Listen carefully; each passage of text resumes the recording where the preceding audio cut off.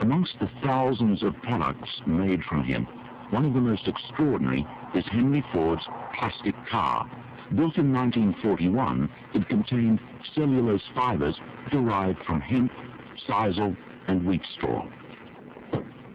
The plastic was lighter than steel, yet could withstand 10 times the impact without denting. In 1942, patriotic farmers, at the government's request, planted 36,000 acres of seed hemp, an increase of several thousand %. The goal for 1943 is 50,000 acres of seed hemp. Hemp is not hard on the soil.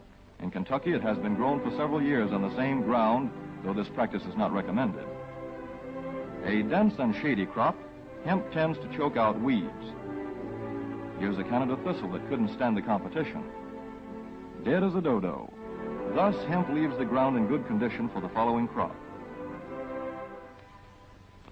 Here's an ideal stand, the right height to be harvested easily, thick enough to grow slender stalks that are easy to cut and process.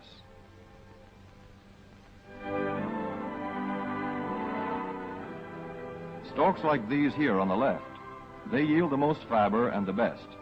Those on the right are too coarse and woody. In 1942, 14,000 acres of fiber hemp were harvested in the United States. The goal for 1943 is 300,000 acres. Thus, hemp, Cannabis sativa, the old standby cordage fiber, is staging a strong comeback.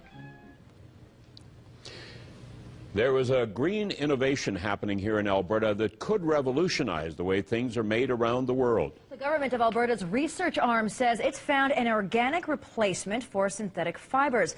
And as Jessica Earle reports, even a Calgary company is getting on board. It's an idea that began to germinate on a test plot near Vegreville. The Alberta Research Council planting hemp seeds, hoping what sprouted would become a new industry. This is processed hemp. This is effectively a replacement for fiberglass. Program leader John Wolodko and his team say their work has shown hemp fiber can provide a cheaper and greener alternative to its synthetic counterparts. So this is made for a company in Summerland, BC. From boat hulls to reinforced cement, industry partners are now testing out the organic material. Potentially, I mean, it's not much different than what's going on with these. A Calgary vehicle design company just finished a successful first trial of car bodies made out of hemp fiber. Workers say it's a smart move, taking cues from the environment. Nature figured out over millions of years of trying to build things that this is the most efficient way to do it. So it's really, in a lot of ways, replicating how nature builds things. But since many people still associate hemp with marijuana smoking, it begs the question, will investors buy in? Those making the mold believe the answer is yes, if they're given time to absorb the concept. When you talk to industry, it's sort of like taking baby steps. If we can introduce green materials slowly to them and use their existing processes, they're going to be more amenable to accepting these new technologies. Hoping slow growth will mean the seeds they sow won't spoil. Jessica Earle, CTV News, Edmonton. Manufacture is not new, but it's been 69 years since Henry Ford showed us his own way of rolling hemp, so to speak. And as you heard in the last clip, Motive Industries is trying to build a greener building method. Well, there are some new developments in this story.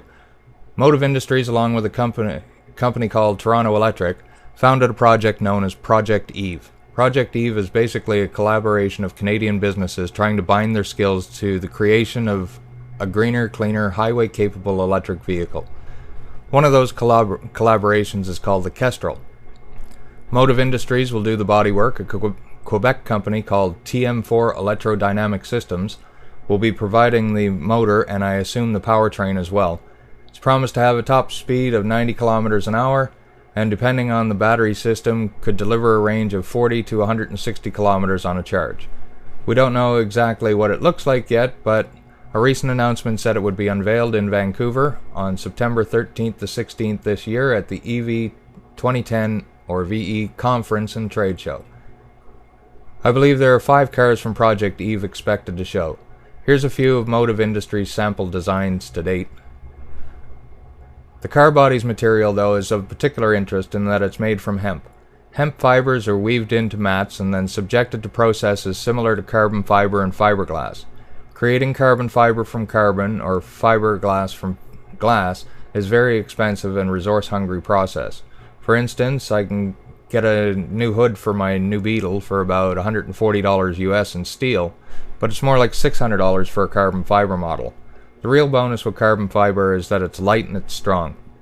An electric car with carbon fiber makes so much sense because the weight and distance on an electric vehicle go hand in hand.